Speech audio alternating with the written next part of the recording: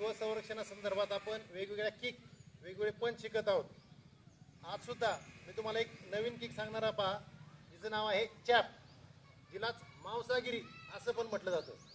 Chap किंवा मांसागिरी दोन नावाने ओळखलं जातं. तर हे किक मारण्यासाठी अगोदर तुमच्या ह्या ज्या नसा आता शिरा हे मोकळ्या पाहिजेत. त्यासाठी आपल्याला वॉर्मअपच्या किक मी काही सांगितलेले तुम्हाला. त्यामध्ये 3 किक मेन सांगितलेत. पहा, एक म्हणजे उजवा पाय पाठीमागे घ्यायचा आहे, स्ट्रेट लेवल किक. या पद्धतीने दोन्ही पायांची प्रॅक्टिस घ्यायची, स्ट्रेट लेवल किक.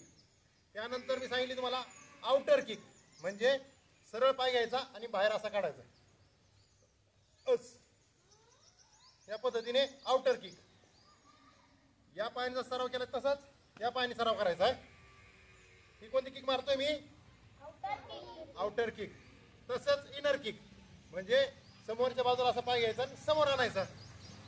हा उजवा पाय पाठीमागे घेतलाय, अस अस अस.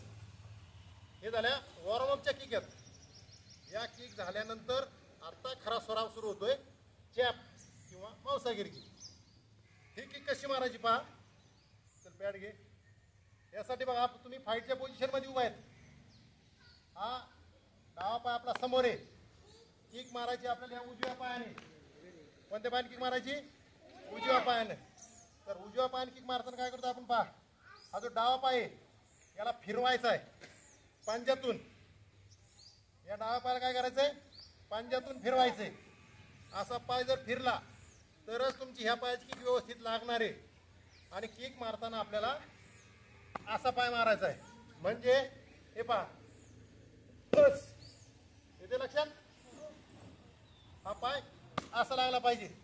जर तुम्ही खालचा पाय फिरवला नाही तर तुमची किक अशी लागल. लक्षात घ्या, अशी. पण या किक मध्ये तेवढा पॉवर नाही. तर हा पाय जर फिरवला तर बघा, बस येते लक्षात. आपण उजव्या पायाने किक मारतोय, डावा पाय आपण फिरवतोय पहा पंजातून. टाच उचलायची आणि पंजा फिरवायचा आहे. बस बस येते लक्षात. सेम त्याच पद्धतीनं समजा आता डावा पायाने किक मारायचं तुम्हाला. ओके, ब्लॉक तयार. खालचा पाय फिरला तरच किक व्यवस्थित लागणार आहे, लक्षात ठेवा. आणि किक मारताना गुडघ्यातून किक मारायची. जर तुम्ही हा पाय असा सरळ किक मारला, जस काय तुमच्या पायाला बांबू बांधलाय, तर त्या किक मध्ये पॉवर नाही. किक गुडघ्यातून मारायची. पहा, समोर जर येते लक्षात. स्ट्रोक द्यायचा आहे. या पद्धतीनं जेवढा सराव तुम्ही करणार तुमची किक परफेक्ट होणार. या किकला काय म्हणतात? चॅप किंवा मांसागिरी. लक्षात.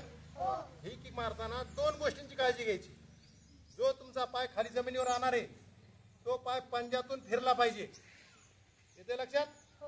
पंजातून तो पाय फिरला पाहिजे. आणि जो पाय तुम्ही मारणार आहेत त्या पायाला गुडघ्यातून पुशअप मारायचं, म्हणजे पुढे मारायची किक. लक्षात. आणि पायाचा कोणता भाग लागला पाहिजे? हा समोरचा. हा जो समोरचा भाग आहे हा पाय त्या पॅडवर जे तुमचं टार्गेट आहे त्याच्यावर लागला पाहिजे. आलं लक्षात.